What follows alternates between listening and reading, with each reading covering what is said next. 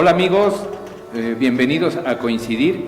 Soy Manuel Rubio desde el CIDIR Oaxaca y nos encanta que nos acompañen nuevamente en esta serie de programas donde entrevistamos pues a la gente que hace ciencia en el CIDIR Oaxaca.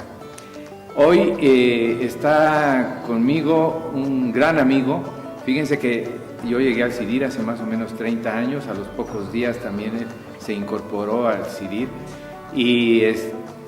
y la verdad hemos compartido tanto proyectos, ideas, coincidimos en muchas cosas, aunque también nos hemos echado nuestros rounds por diferencias de ideas, pero afortunadamente hemos superado eso y somos muy buenos amigos. Hay algo que sí nos afecta muchísimo y es que en cuanto nos encontramos es cuando menos unos 20 minutos de plática, ya sea por teléfono o en el pasillo donde nos encontramos.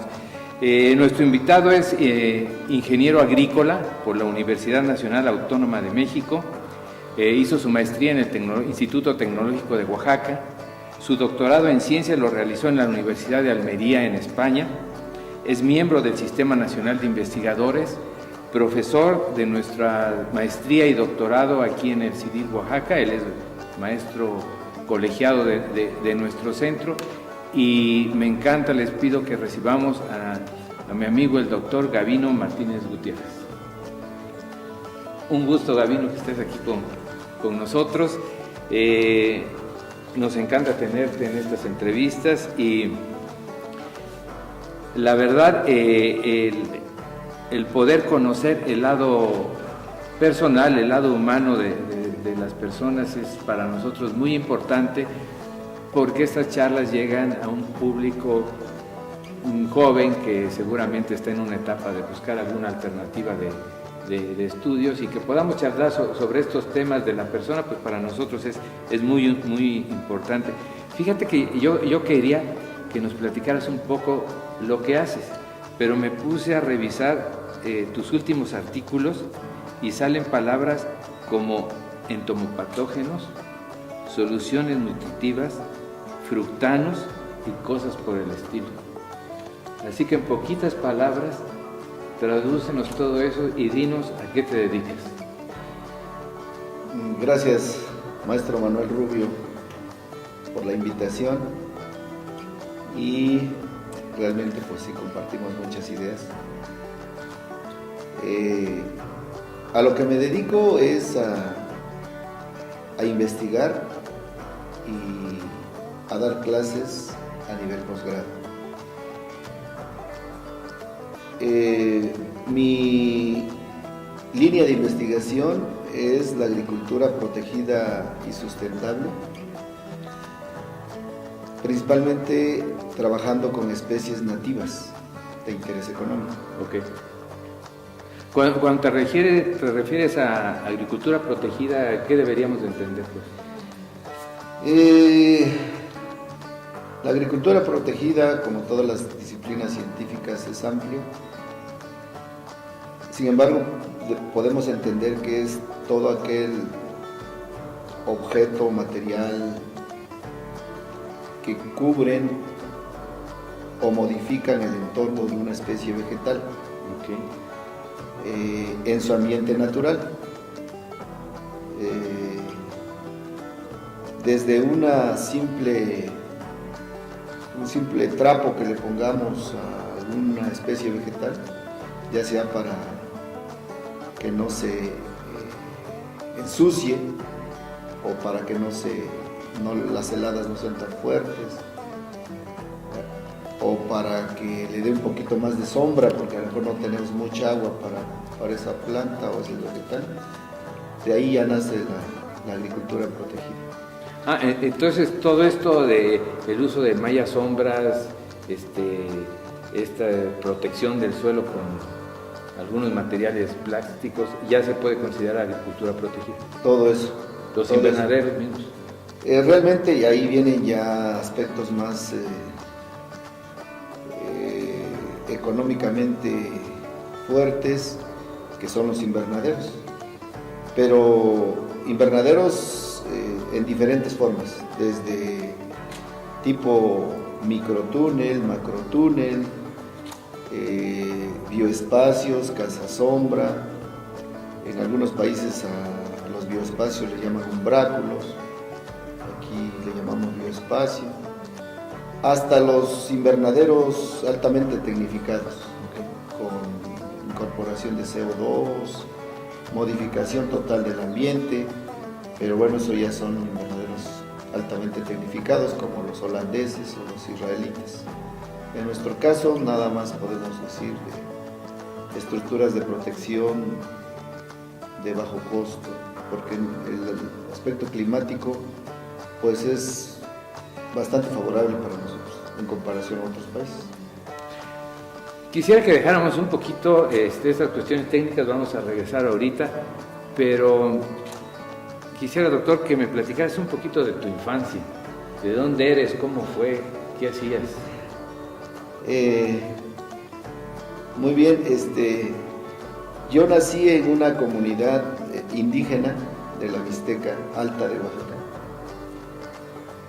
Se llama San Andrés Lagunas, pertenece al distrito de Tepozcolula. Es poco conocido porque no atraviesa ninguna vía asfaltada, pavimentada. Son 8 kilómetros de terracería hacia adentro. Entonces, como que ese aislamiento de ese pueblo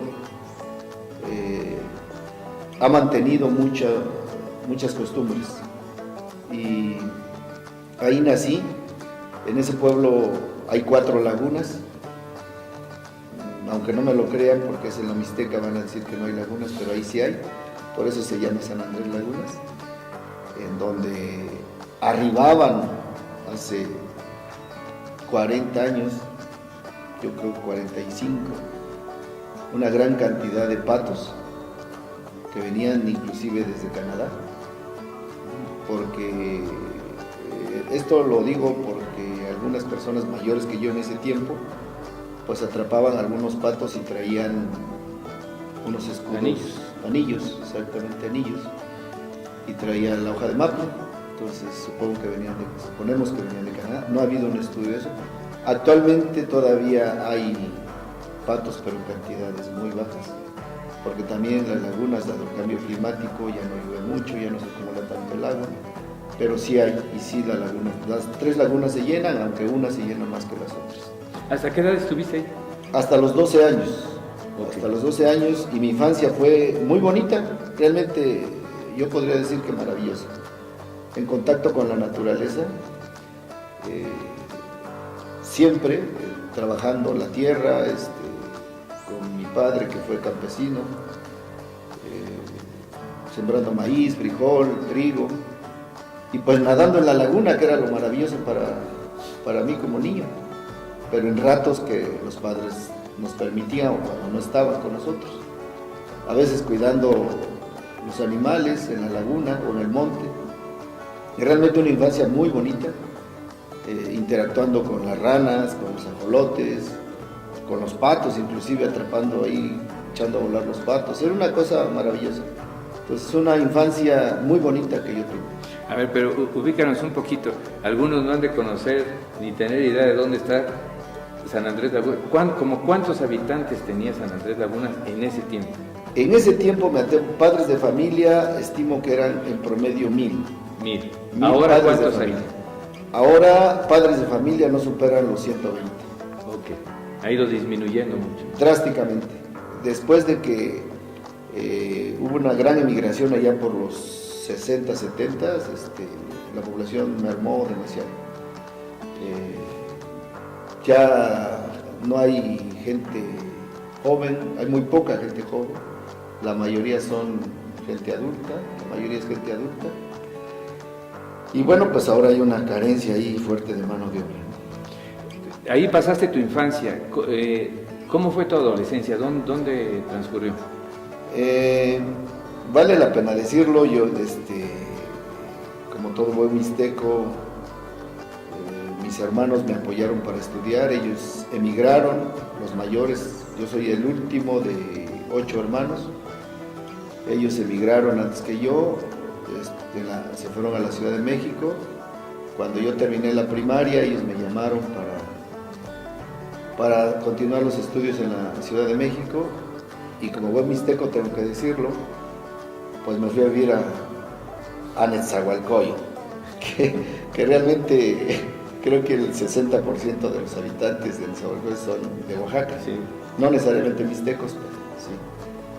Y ahí fue mi adolescencia en la secundaria 158, que estuvo o está, creo que está todavía en la Unidad Aragón.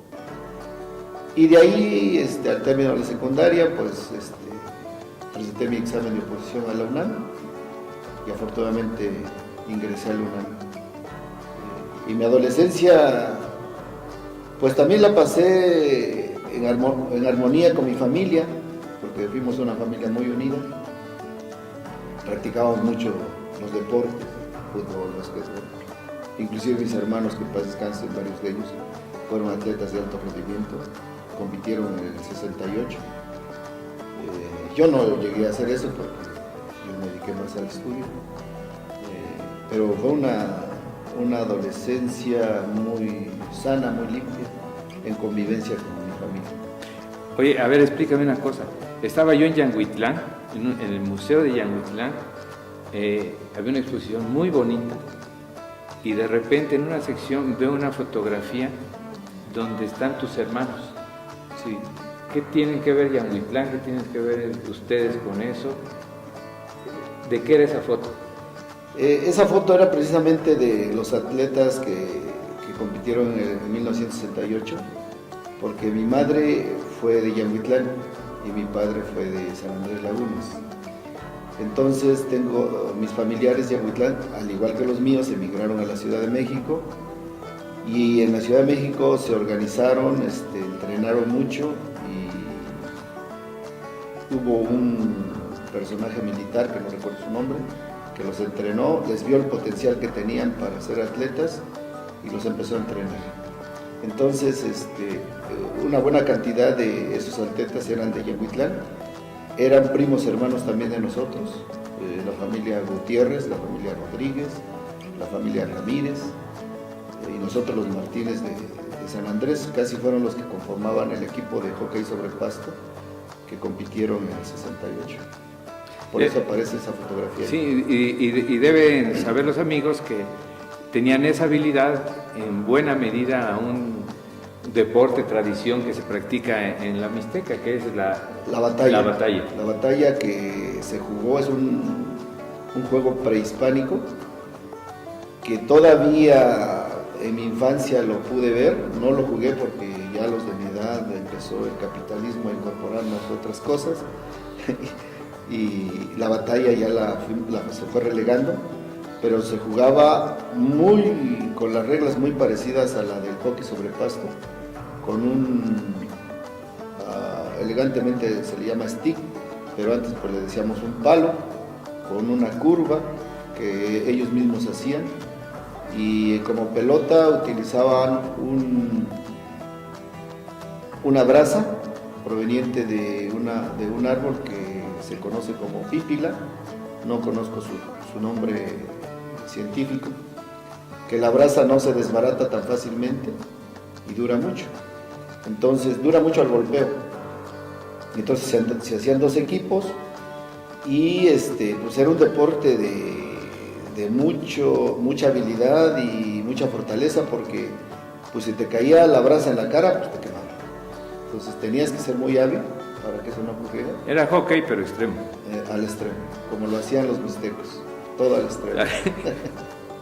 Gabino, pasaste tu adolescencia y ya estás en el Estado de México y todo eso. ¿Cómo decidiste ser agrónomo?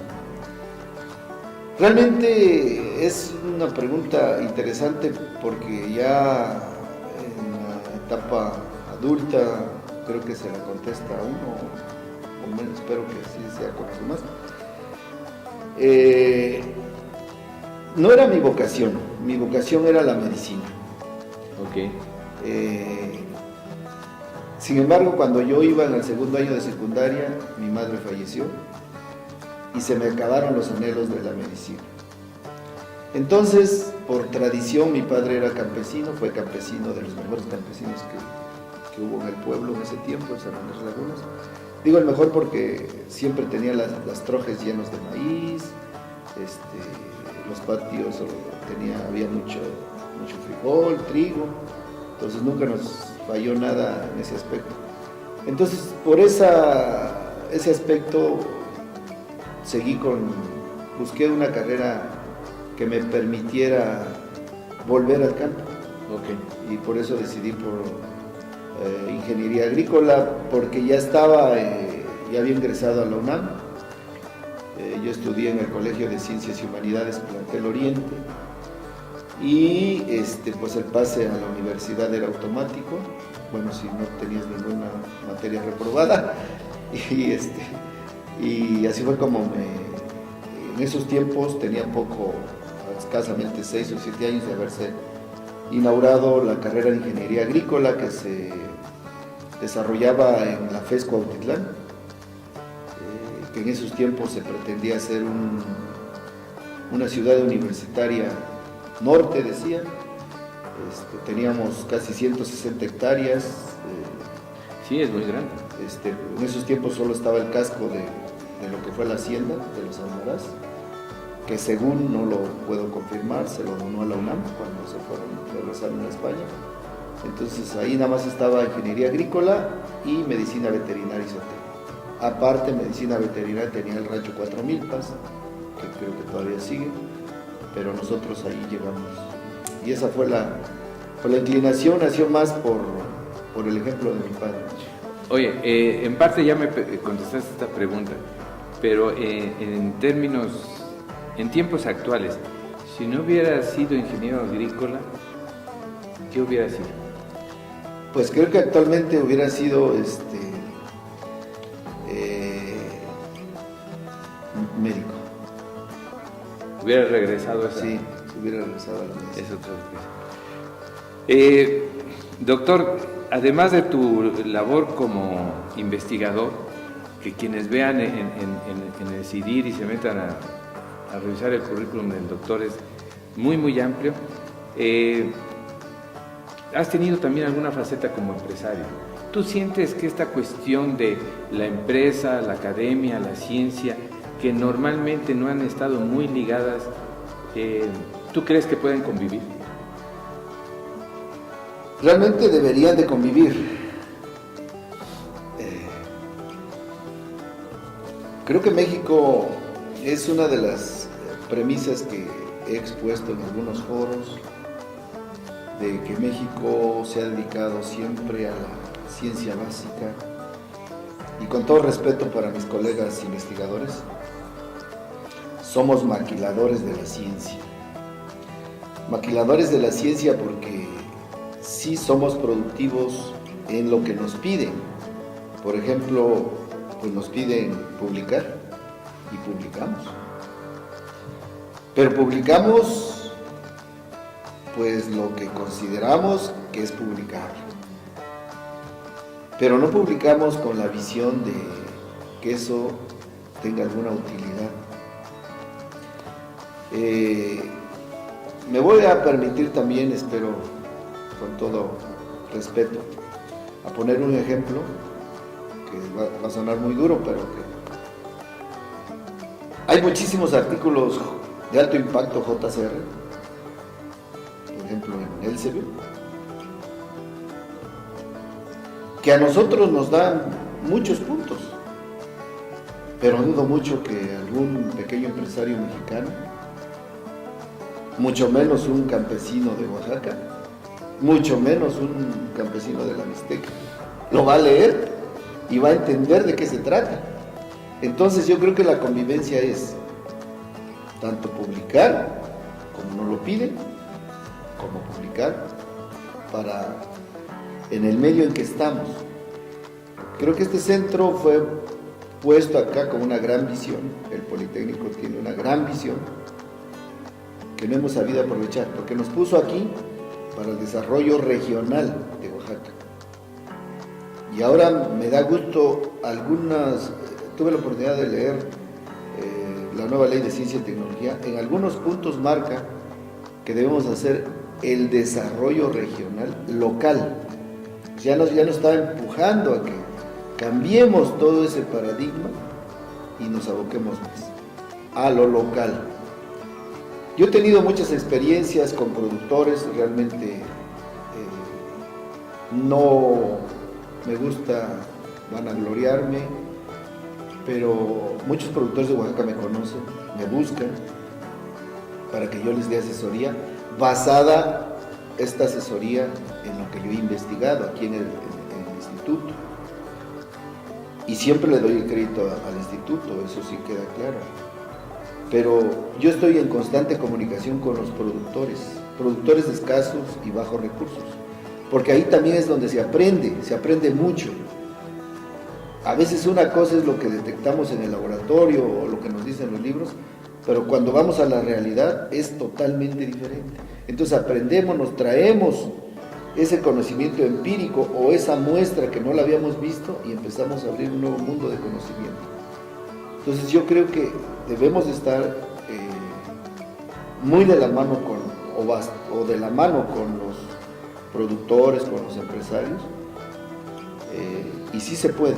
En mi etapa de empresario, lo tengo que decir, yo fui, y creo que he sido mal visto en los centros de investigación por combinar la ciencia y la aplicación. He sido mal visto, pero no los culpo, porque ellos o mis colegas siguen un patrón que el mismo sistema les ha pedido. Pero yo tengo fe en que si ahora con este nuevo rumbo que tiene el país nos dicen que hay que aplicar más la ciencia, yo creo que sí lo van a hacer. Yo ya lo estoy haciendo.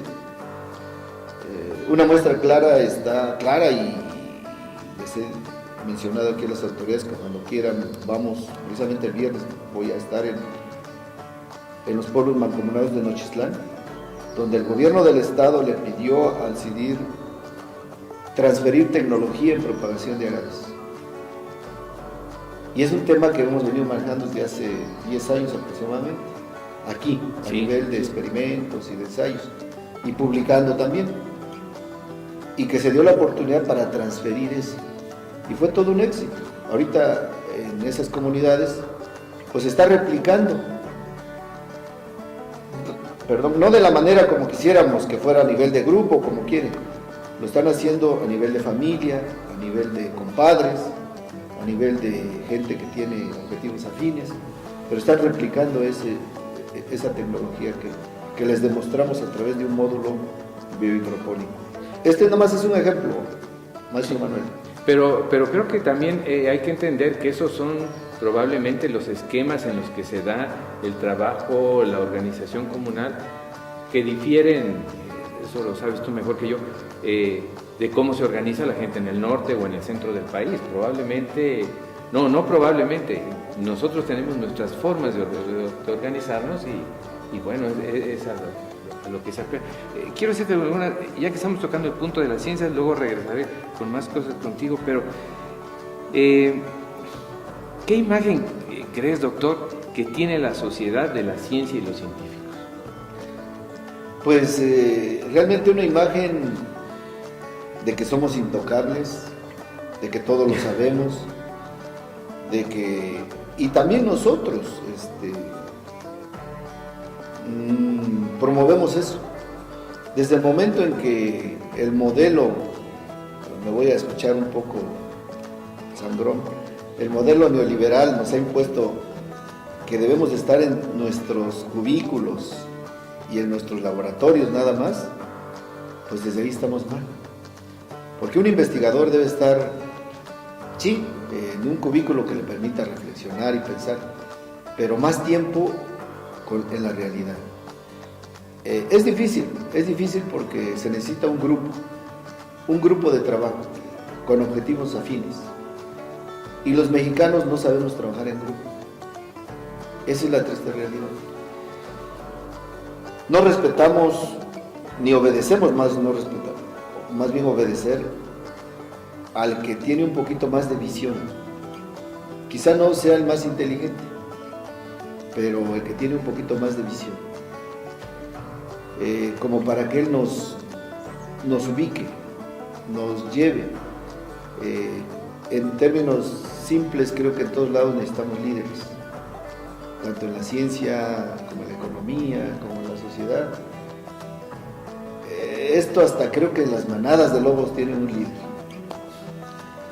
Y aquí, al menos en Oaxaca, en el norte tal vez lo hagan, no lo sé, o en algunas universidades que han tenido un gran impacto, pues sí, por lo menos respetan al líder y hacen equipo con el líder. Y todos ganamos, publicando todos juntos, etcétera, ¿no? Ok, pero ahora que dices, ¿qué crees que haga que nos mantengan encerrados en los cubículos? Fríamente lo voy a decir, el conformismo, y que realmente los investigadores que estamos en un estatus alto, me refiero a becas del SNI, becas del instituto, que no son malos, que el instituto ha hecho cosas muy buenas para que nosotros hagamos cosas. Eso es lo que nos ha promovido que cuidemos nada más nuestras becas. Por un lado está muy bien, pero por otro lado está mal. Porque yo creo que esas becas o esos estímulos deberían de dárselos a los que están verdaderamente transfiriendo el conocimiento, haciendo útil la ciencia, no inútil a la ciencia. Oye, doctor, ¿aún así crees en la ciencia? Definitivamente. Sí. Definitivamente. La ciencia es el motor de desarrollo de la economía, de la sociedad, de todo. Pero una ciencia aplicada. Creo que México debe de bajar muchísimo el ritmo en ciencia básica y meterse más a la aplicada, a la transversal, a la innovación. Ahorita no estamos haciendo grandes cosas de innovación. Entonces, sí, sigo creyendo en la ciencia, creeré siempre en la ciencia y si Dios me permite seguir trabajando en la ciencia, lo haré. Pero de una manera diferente, si Dios me lo permite. Diferente en el sentido de tener... mira, creo que estamos en confianza. Totalmente. En los centros de investigación, al menos en donde trabajo, los que tenemos vocación por la ciencia y por su utilidad, llegamos a un nivel en el cual pues ya no podemos explicar los fenómenos que ocurren en ese ensayo porque no tenemos los equipos ni las herramientas del primer mundo. Ok.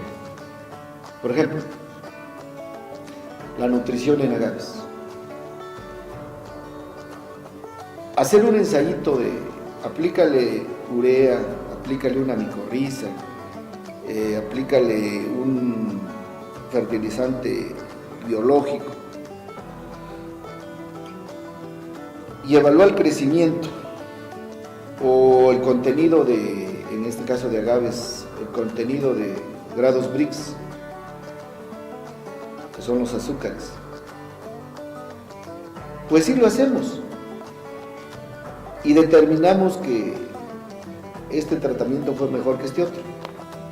Pero cuando buscamos explicar metabólicamente o citológicamente cómo fue ese efecto, no lo hacemos. O sea, ya nomás llegamos a la descripción. Creció más, tuvo más número de hojas, pesó más, dio más, promovió más el contenido de azúcares. Pero el análisis profundo, las verdaderas razones, la ciencia de detalle no la estamos haciendo. No la estamos haciendo. Eso es... Estamos experimentando, se puede decir. Estamos experimentando, estamos cascareando la ciencia. Ok. Y eso realmente es muy triste, porque al menos yo he llegado a ese nivel en que, pues, no puedo explicar qué está pasando.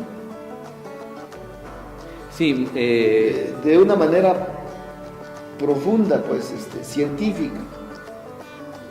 Y creo que así estamos todos. Nada más que la mayoría callamos porque, pues, publicamos eso, Lo que hacemos no es suficiente. Para eso precisamente. Pero si queremos competir con un mundo que nos lleva a la delantera, que ya sabe a nivel molecular qué está sucediendo en esa hojita de agave. Exactamente. Interesante.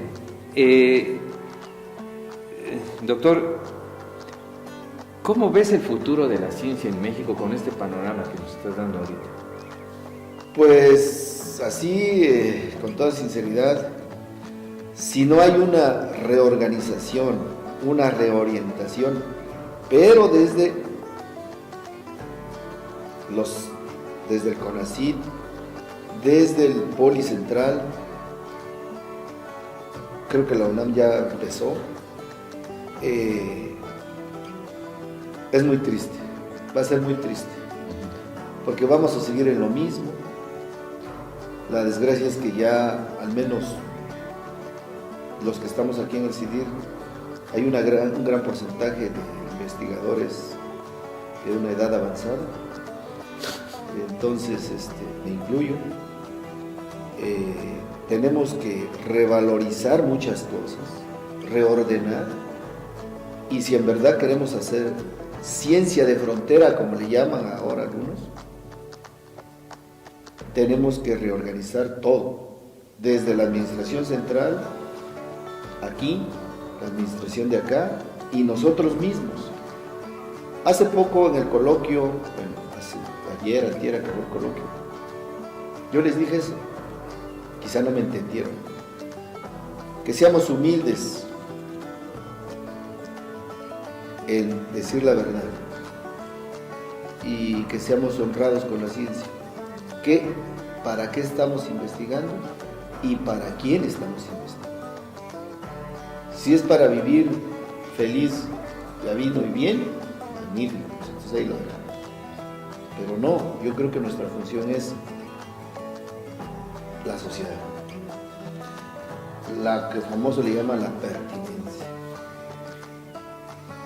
De esta sección ya tenemos poco tiempo, Gabino, pero contéstame muy rápidamente. ¿Crees que las nuevas generaciones de investigadores tienen otra visión o se han quedado con nuestra visión porque hemos sido sus maestros? No, fíjense que es buena pregunta, Manuel. Al menos mis alumnos, e inclusive mis hijos, que también son mis alumnos, tienen otra visión totalmente.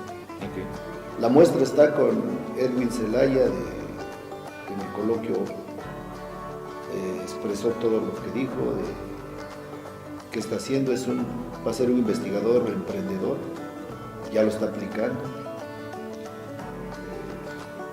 Creo que cumplimos una función como docentes y como padres. Nuestros hijos deben de entender qué está pasando y de ellos dependerá, tampoco los podemos obligar. Que en verdad, si quieren hacer ciencia, lo hagan bien. Ahorita tengo a un hijo que se va pronto a Holanda, porque es ahí donde se está generando investigación de muy alto nivel, aplicada. Tengo a otro en Francia. Entonces creo que nosotros debemos ser tanto maestros de nuestros alumnos como maestros de nuestros hijos para que esta ciencia cambie. Bien, nada más para los amigos que nos ven, el coloquio al que se refiere el doctor es un coloquio que tuvimos en el centro aquí en el CIDIR Oaxaca para hacer una evaluación sobre la pertinencia de nuestro posgrado. Quienes estén interesados pueden entrar ahí a la página del CIDIR Oaxaca, seguramente ahí va a estar la información. Doctor, vamos a dar un pequeño brinco de tema, un cambio. Y empezamos con una pregunta sorpresa. Como dijo aquel, todo menos dinero, ¿eh? Tiene que meter la mano y sacar algo que toque por ahí. Espero que no sea... por este lado. Por este lado. Hasta el fondo. Y me da el papelito que saque por ahí. Está bien. ¿Saqué dos o saqué uno? De todos modos le hacemos las dos y sacó dos. No se preocupe.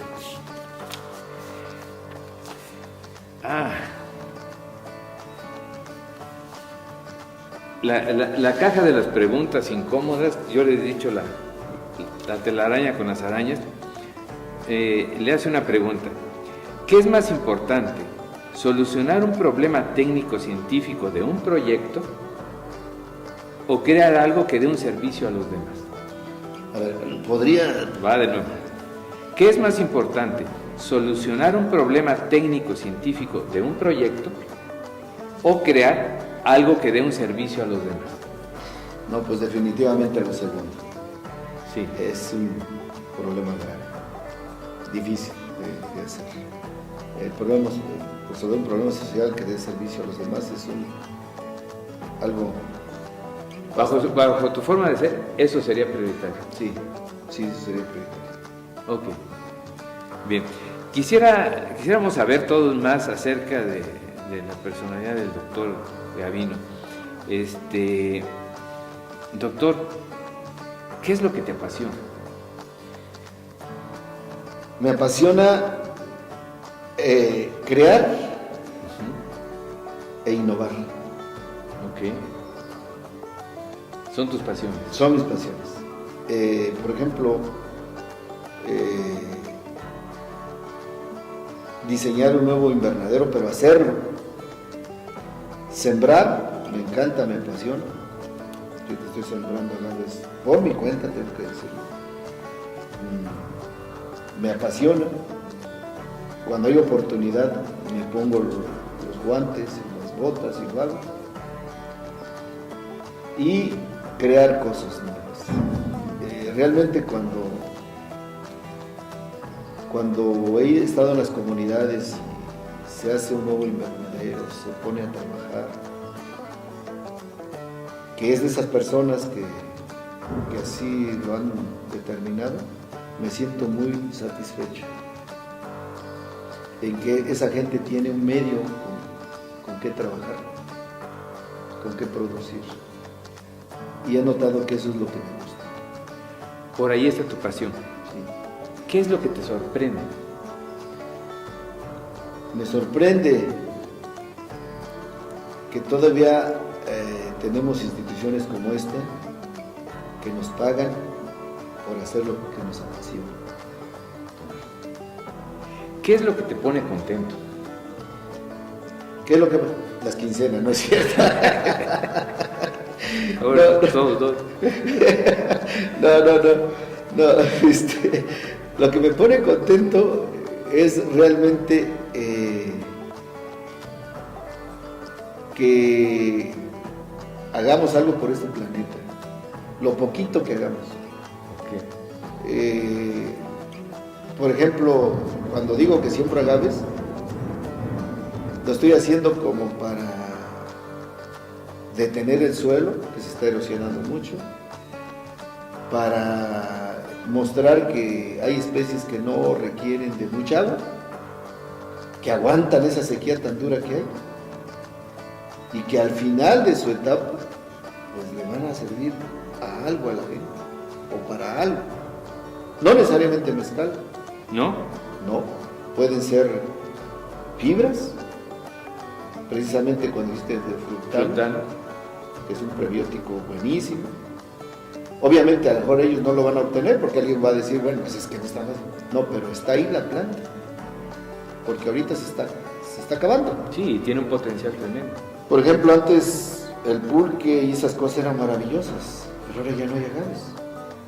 En las comunidades la fortaleza de los campesinos era el pulque y no era dañino como lo es ahora los brandis o los whiskies.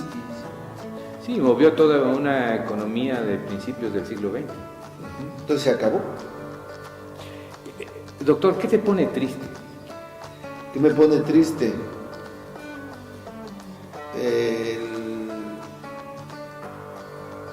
El pensar que realmente son muy pocas cosas las que me ponen triste. Okay. Muy pocas cosas. Bueno, ok, pocas cosas te ponen tristes. ¿Qué cosas te enojan, por ejemplo? Me enoja la apatía de la gente. Me molesta la flojera de mis... están alrededor de mí. Me molesta que no tengamos ese espíritu de emprender, que seamos. Te contaba, maestro Manuel, que tal vez porque yo crecí, en mi infancia se desarrolló en una comunidad donde había mucha ayuda mutua, se daba el tequio, la guesa, y ahora veo que como que todos, cada quien a salvarse como puedan, porque se está acabando el mundo y somos individualistas. Ok, un buen punto. ¿A quién te hubiera gustado conocer? Esa es buena pregunta. Depende. Si es científico, a René Drucker-Colin. Si es futbolista, a Zinedine Zidane. Okay. Y si es político, al presidente de Paraguay. Sí.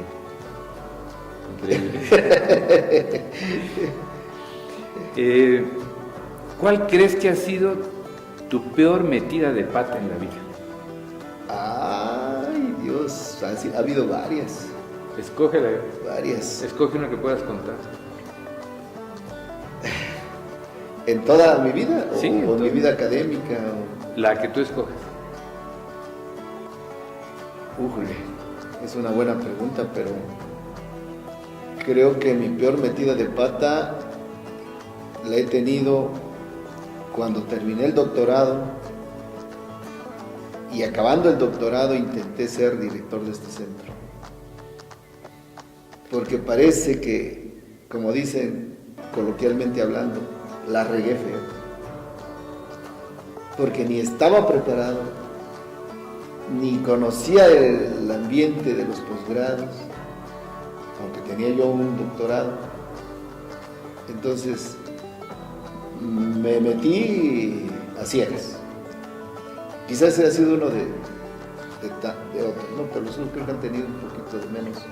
Yo me sentí mal después, pasado un tiempo como 15, 20 días, me seguía sintiendo mal. ¿Pero por qué te propusiste si no tienes un plan serio, no sabes a qué vas?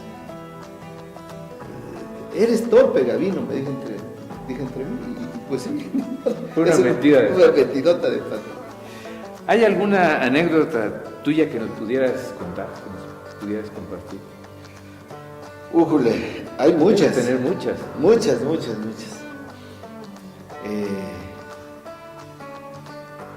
Una anécdota interesante fue que yo, sin conocer, cuando egresé de la universidad, sin conocer, me fui a Chiapas a buscar trabajo. El gobierno del estado me dijo que ahí estaba el trabajo.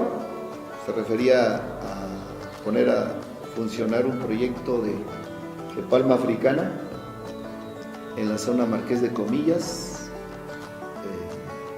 la selva Lacandona. Y me metí.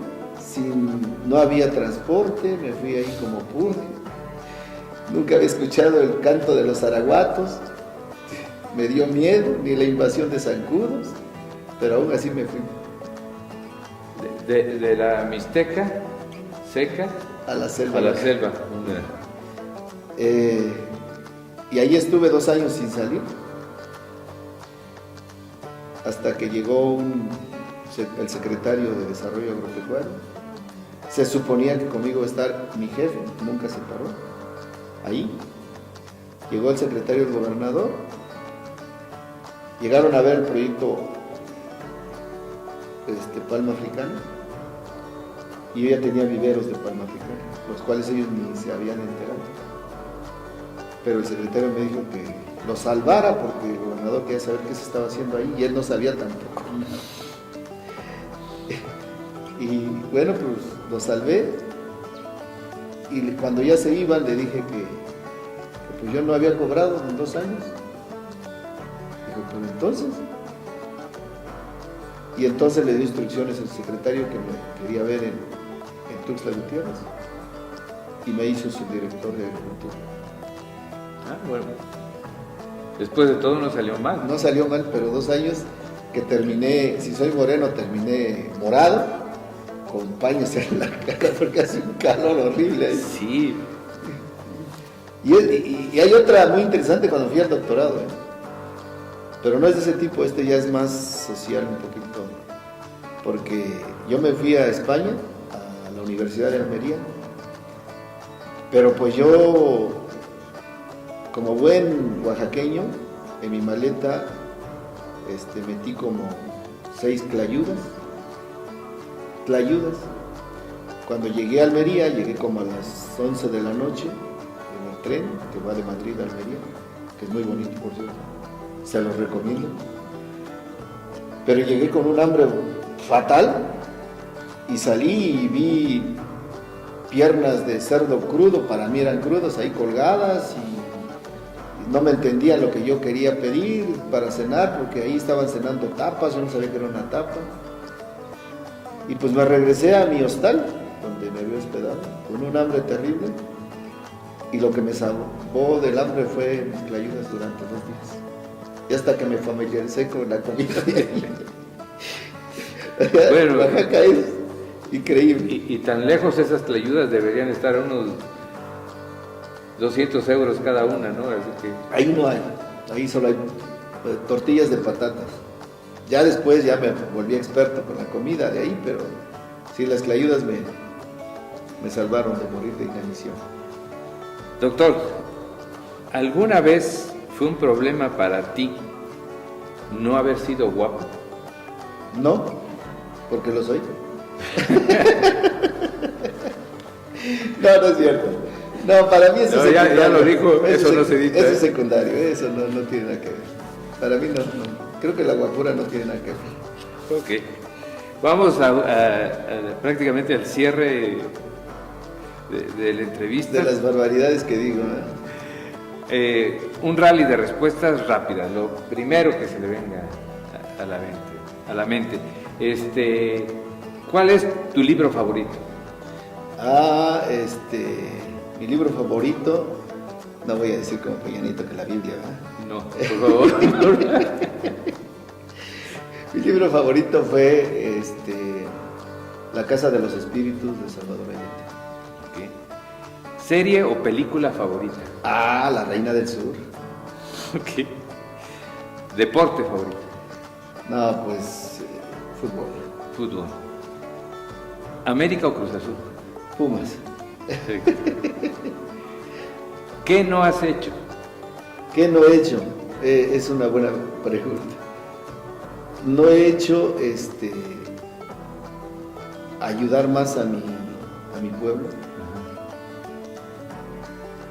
a mi país. En el estado de Oaxaca lo he estado ayudando, ayuda a muchas comunidades. Luego mis conocidos cercanos me dicen por qué no cobro asesorías, por qué esto. Le digo no, porque el poli me mandó a prepararme y por eso tengo que transferir conocimiento.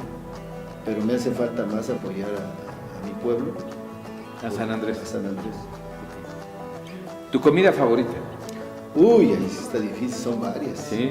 Son varias. Dame 2 más. Manitas de cerdo en salsa verde. Ajá. Y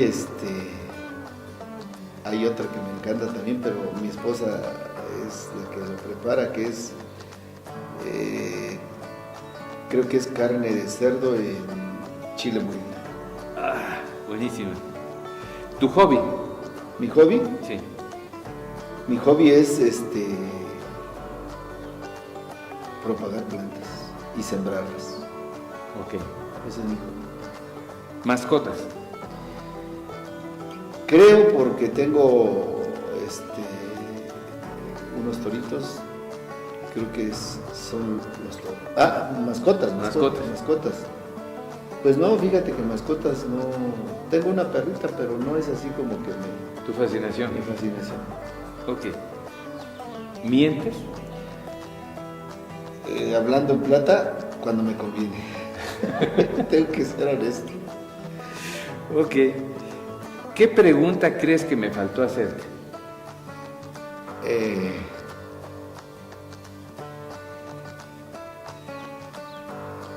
Pues tal vez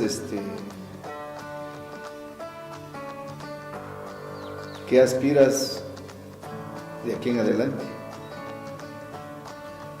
Ok, ya no las contestarás en la siguiente entrevista entonces. Si tuvieras que redactar tu epitafio, ¿cuál sería?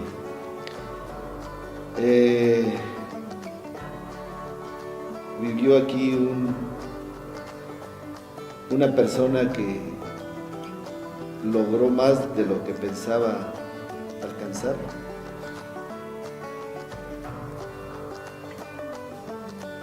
Y se va un soñador de la vida. Bien. Creo que lo tengo que escribir. Quedó grabado de todos modos. ¿Cuáles serían tus últimas palabras en esta entrevista? En esta entrevista, pues que siempre hablemos con respeto a los demás y que hablemos con sinceridad y honestidad. Bueno, yo voy a meter otra última. ¿Por qué viniste a la entrevista? ¿Por qué aceptaste? Porque pues ya nos conocemos, Manuel, no voy a tapar aquí el sol con un dedo. Son muchos años. Conozco lo que haces. Has sido fuertemente criticado. No te estoy dando coba. Yo también he sido criticado por mi tendencia un poco al aspecto empresarial, pero he combinado la investigación con el aspecto empresarial porque creo que eso es lo correcto, nada más que no nos entienden a veces. Entonces, en esa comparación también a ti te han criticado, pero no nos entienden. Y como dije hace rato, no los culpo, porque ellos a lo mejor así fueron educados desde la infancia y después reforzada esa educación en su madurez. En mi caso no, porque mi infancia pues fue muy sana, muy limpia, y ahora siento que si no aplico lo poco que sé, pues es como si no hiciera nada. Para la gente que quisiera encontrarte, ¿dónde debe de buscarte? Pues como ahora las redes sociales tienen una cobertura muy amplia, pues, ahí va otra cosa. Yo no uso las redes sociales. Es que no te busquen ahí. No. En el correo electrónico sí. Sí. Inclusive Que se va a agregar. Yo nunca niego una llamada, solamente que ahora con la delincuencia que hay muchos timos y demás. Mis alumnos me hablan, no tengo por qué negar, no, ellos a cualquier hora me hablan. ¿Y en la página del CIDIR? Y en la página del CIDIR, ahí estoy. Ahí está, en la página, ahí vienen los datos. ¿Por qué no uso las redes sociales? Realmente porque vi una película que creo ya todos los y las vieron, donde nos dice cómo nos están manejando y que no lo usamos como, desde mi punto de vista muy personal, no lo usamos para lo que es, para lo que debe ser, para comunicarnos cosas importantes. Sí son buenas las redes sociales. Yo he visto cómo hay colonias, grupos que se defienden de la delincuencia con las redes sociales, para mí es maravilloso. Pero la gran mayoría, en lo personal, a mí me quita mucho el tiempo y me distrae, porque en la mente parece que tenemos ahí un chip que nada más suena y volteamos a contestar. Y suena y volteamos a contestar, cuando nuestra mente debe estar pensando en algo útil, en algo novedoso, en cómo voy a realizar el trabajo de un alumno, o qué voy a hacer con este trabajo. O como yo, que soy de capacidad lenta, digo, a lo mejor los que son súper inteligentes sí atienden 4 o 5 cosas a la vez, en mi caso no, por eso es que no las asocio. Está bien con una y difícilmente. Difícilmente. Doctor Gavino, fue un gustazo como compañero, como amigo, haberte tenido hoy aquí. Ojalá no sea la última, fue un placer. Y el doctor es maestro de nuestro centro, sus datos están en la página del centro y al final en el cierre de esta entrevista saldrán tus datos y nos das favor, y ojalá no sea la última.